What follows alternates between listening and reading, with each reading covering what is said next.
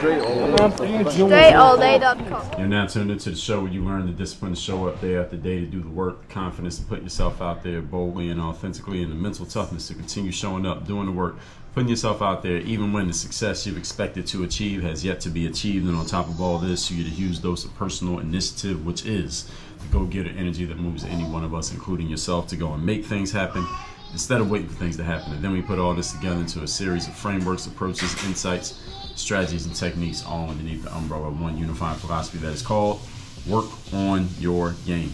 My name is Baldwin, also known as Dre All Day, and welcome to the show. And today's topic is, must motivation be positive? This is a question. I'm gonna pose this question and I'm gonna answer this question in today's masterclass. But before we get into any of that, let me tell everybody that I send out a message every single morning that's guaranteed to keep you focused, sharp, and on point, or at least have you focused, sharp, and on point to start the day. I mean, it's just a text message, so I can't say it's going to keep you all day, but it is a text message. It will have you at least start the day this way.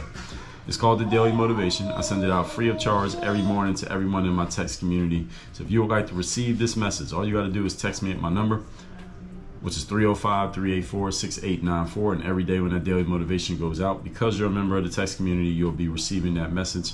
You can actually respond to any one of those messages and maybe get a response back from me, because every day I do read through the messages and the responses and see what people are saying, so that it's not a bot or an assistant that responds to those messages. If you get a response from me, that is directly from me. And secondly, workonyourgameuniversity.com. That's the place where you can work with me directly. That's the place where you can be coached by me. That's the place you get access to the most important frameworks like Bulletproof Mindset, the Business Builder Framework, the Work on Your Game System, Next Mission Framework, 30 Days to Discipline, ASAP Confidence, a whole bunch of tactical trainings on things like selling yourself, using the Dream 100, collaborating with other people, running advertisements, creating content, getting your word out there. If you are a book writer, if you are an author, if you're trying to figure out how to create your value ladder, that's basically the step ladder of products and services that you offer in increasing value and increasing price. There are trainings on all of that stuff inside of Work on Your Game University, on top of the fact that you get to be coached and trained by me directly, get your questions answered by me, and get me to help you with the specific areas in which you need help, even if you don't know you need help there. All of that happens at Work on Your Game University. The way you join the university is only one way to do so. Go to workonyourgameuniversity.com. The link is down below in the description, as well as the number to join my text community in case you missed it when I said it earlier. So now let's get into the topic. Must motivation be positive? Speaking of that daily motivation text, since I send that message out every morning to everyone in my text community, sometimes I send, as my daily motivation text, I will send a message that may be, may I say, harsh and hard-hitting and more cutting than other messages. So I'm looking at my phone, because I get these messages myself just to see what's happening. So let me see one of the daily motivation messages that I sent, because sometimes I send messages and somebody will respond back and they'll say, well, Jerry, that message is a little bit hard. That message is a little bit hard hitting. It's a kind of a face slap kind of message that you sent. So I sent one that said, work harder is not the answer to your problems. I sent one, I'm trying to see, name one high-level professional who doesn't have a coach or a trainer. There is not one. That was another daily motivation message that I sent. I sent one that said, if you think you're quote-unquote not a salesperson, you are wrong. You're just a bad salesperson. Now, these are all daily motivation text messages. Now, some of you may be listening to that and saying, well, Dre, you may be saying, how the hell is that motivation, Dre? That doesn't sound like motivation to me. I'm glad you said that, because there are people who have written back to me and said the exact same thing. That's why this episode exists, because I'm going to address this here today for everyone to understand. So sometimes people will say, well, this message is not as positive or uplifting as perhaps they expected or they wanted. So today I'm going to tell you why these daily motivation messages that I send, or any motivational message that you get from anyone, anywhere, in any format, do not need to be the way that you expect them to be. No, positive, uplifting, or some people use the word inspiring. Motivation does not have to be any of those things, and let me explain to you why. So point number one, today's topic once again is a question. Must motivation be positive? Point number one, the answer is, in all capital letters, hell no. Motivation does not need to be positive. Why? Why am I saying motivation does not need to be positive? Well, let's go to our trusty baseline when it comes to verbiage. Anybody know what that is? The baseline standard bearer when it comes to verbiage and words. Anybody know what it is? It's called the dictionary. If you didn't know, get familiar. Definition of motivation, straight out of dictionary, is the reason or reasons one has for acting or behaving in a particular way. That's the definition of the word. And we don't make up new definitions of words to change to fit our narrative. We use the actual definition as it is. If you're ever trying to prove a point and you change the definition of a word to help make your point more solid, then you don't actually have a point. Your point needs to fit the dictionary. The dictionary does not need to fit your point. Everyone get that? Is there anything in that definition for motivation that says anything about motivation being positive, inspiring, or uplifting? The answer is no. Motivation does not need to be positive. But here's what motivation is again. The reason you have for acting in a particular way. I don't know where or with whom most of you spend most of your time outside of this show, but over here at Work on Your Game, the dictionary still matters. Again, we don't make up definitions to fit our feelings or emotions. We always refer back to the dictionary as a baseline for our words and communication. So definition of motivation is what moves you to action. Let me ask you a question. Has any of you ever been moved to action by something that could be seen as negative? Of course you have. You ever been chased by a dog? All right, so did you run? Yes? Okay, so is the dog positive, uplifting, or inspiring? No. But the dog moved you to action. It gave you a reason to do something. True or not true? Of course you did. Okay. So, and the reason why that dog was motivation for you is because it moved you to action. By definition, that's what it is. So if I send a daily motivation text that says something like, you got to check yourself for your bullshit and stop rationalizing your bullshit, it can be motivational if you look at it the right way. But you can look at it as something to be defensive about as well. You could do that. There's definitely ways you can look at that and take it as a personal attack. If you were listening to this show maybe 6 months ago, I read a 2-star review that I got on my book, Work on Your Game. I'm gonna see if I can find it on Amazon if it's still there. My book, Work on Your Game, on Amazon, it got a 2-star review by some person. Let me see if I can find this review.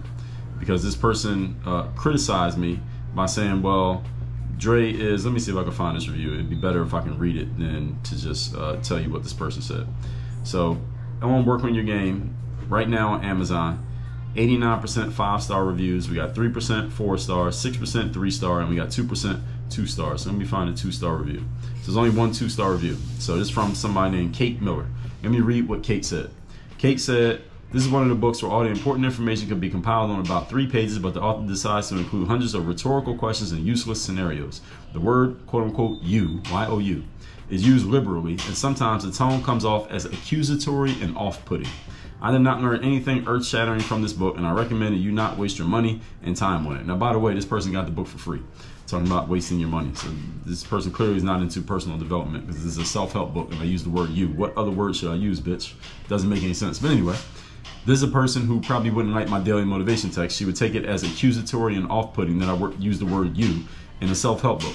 The whole point, the reason I'm reading this 2-star review that I got on my book is to help you understand that some of you and some people, if it's not you, take things that definitely can be motivational depending on how you look at it, and you decide to take it as a personal attack.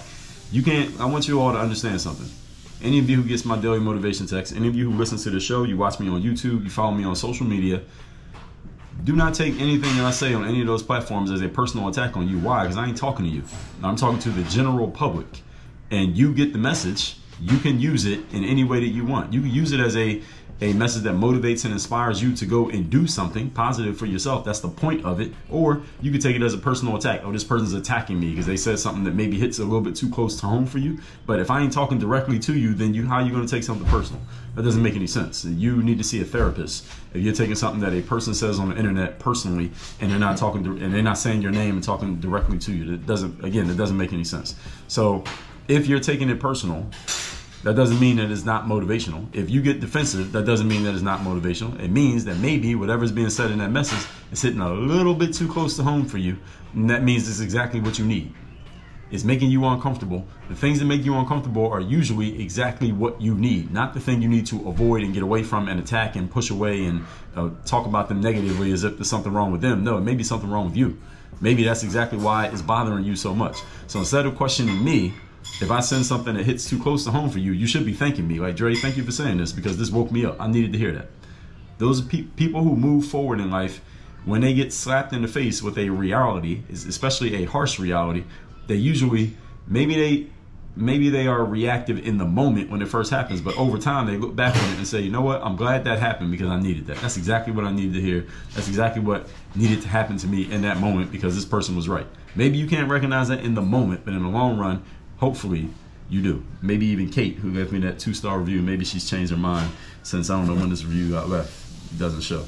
But anyway, moving on to point number 2. Today's topic, once again, is must motivation be positive? Number 2, people who need all their quote-unquote motivational messages to be quote-unquote positive are the exact people who need to be kicked swiftly in their asses. I shall repeat. The people who need all their motivational messages to be positive, you are the exact people who need to be kicked swiftly in your ass on a consistent basis. Why do I say this? See, usually when somebody pushes back against one of my, let's say, the daily motivation texts, or maybe something that I say here on this show. Now, here on the show, you don't get comments as often, so maybe people do push back, but I don't know about it. Or they give me some form of letting me know that whatever I said is not as positive or as uplifting as they had wanted. It's probably because the message they heard held a mirror up to them and exposed one of your personal insecurities. This is the only way you could take content on the internet personally. How can you be personally offended by something that somebody put out to the masses of people? I put something out for thousands of people to consume. How can you take personal offense to it? Now, if I said it to you directly, I can see you taking that personal because I'm talking to you. But if I say something and thousands of people are getting it and it's a message for the general audience, how can you take it personally? That doesn't make, again, it doesn't make any sense. You should probably sign up for therapy rather than sign up for daily motivation text messages. Now, since I'm sending this message out to all these people, I don't know you. Most of you I don't know. And I definitely did not make these messages with any particular individual person in mind. Because even if I talk about something that is triggered by something that happened with an individual person, usually I don't talk about it until it happens with multiple people. And I say that all the time here on the show. Like I'll say, hey, I had this situation where this person said this and they did this, but they're like the 30th person to do and say the same thing. So now I'm going to talk about it because it happens over and over again. So I know they're not the only one doing it. Because if only one person did something, then I wouldn't make content about it because it only applies to that one person. But when I start to see a pattern, that's when I'll go ahead and talk about it because I notice that this is happening with a bunch of people. You get what I'm saying here? So when I make a message, I don't make it with any individual person in mind. I make it when I see the same thing with a bunch of people. So if one of your insecurities or weak spots gets touched on by a message that I or anyone else out there who has an audience shares, what you should do, instead of replying to that person or leaving them a comment or whatever, and challenging why they even said what they said, what you should ask yourself, instead of asking them a question, ask yourself, why is this causing a reaction to me? This is one of the things I talk about in the mental workbook, and also I talk about in the Bulletproof Mindset 2.0 program, is if you want to change the way your mind is wired, the first thing you got to do is get conscious about your unconscious thought patterns. You got to start getting curious about why you're thinking the way you're thinking, why you're reacting the way you react emotionally and mentally to certain stimuli. If you don't catch it, then you're going to keep reacting that way, and these unconscious reaction patterns are going to keep happening in your life. Now, if that's what you want, fine, let it keep going.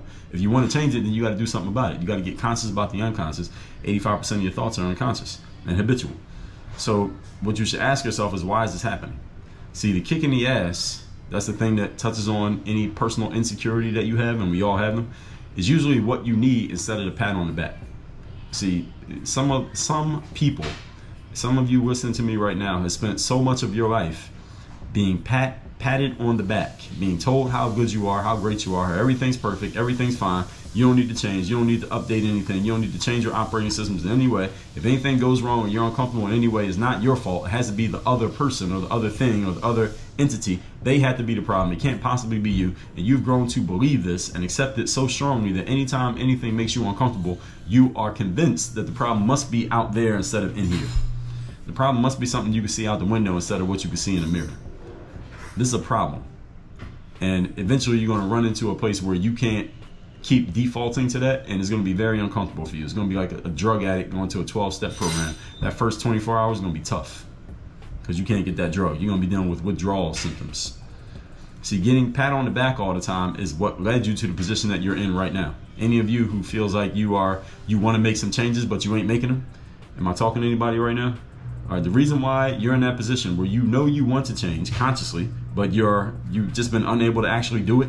You know why this is happening? It's because you've been pat on the back too many times, and you've accepted it too many times, and you keep gravitating towards the pat on the back rather than the kick in the ass that you actually need. And this is the reason why you're still stuck in the same spot. Now, some of you listening to me right now might think I'm talking about you personally. Well, I'm talking about you and like 1,000 other yous, because again, I've seen this many times. So it's not personal against you. But if you're taking it personal, you should ask yourself, why are you taking it personal? Probably because it's about you. Probably because it's accurate. That's what you need to ask yourself. Is this accurate? If it's accurate, you should ask yourself, why is it accurate? And do you want to do something about it? Not what can you do about it. First, do you want to do something about it? Then what can you do about it? The first question got to be answered first. See, most of the people who I talk to, you've created plenty of rational, good-sounding stories for why you are not doing the things that you want to be doing, why you are not achieving the things that you say you want to be achieving. And until you get a kick in the ass to let you know that what you're doing now is nonsense, you will keep doing the same things. Oh, am I talking to you again? And did I do that again? All right, I'm talking to a whole bunch of people right now. You will keep doing the same things until that kick in the ass wakes you up. The thing is, most people avoid the kick in the ass. This is why they can't never get it. So instead of questioning me, again, you should be thanking me. Moving on to point number 3. Today's topic, once again, is, does all motivation need to be quote unquote positive? Is a question. Number 3, life is a performance and a results-based business. That's what life is. You get rewarded for your performance and for the results that you produce, not the stories that you tell, not the feelings that you emote. The only thing that matters in the end of life is how you performed and what results you produced. That's it. Nobody's obituary or tombstone says anything about what you could have done, how you felt about it, or what emotions you felt in the moment. Nobody cares. I mean, not that they don't matter, but does anybody care? The answer is no. All that matters is what you achieved. What you did not achieve, nobody will ever know. All the potential that you didn't use will go with you to the graveyard. So if someone gives you a message that hits a sore or sensitive spot for you, the first thing you should ask yourself is, why is that a sore spot for me? Why does it bother me that this person said this? Then, when you get the answer, which you know the answer, go to work on that answer. That discomfort that you felt in that moment, when you got some text message from me, or you heard something on Instagram, or somebody said something on Facebook that was not directed towards you, but it bothered you, that's the very thing that you need in order to create and sustain the growth that you claim you want.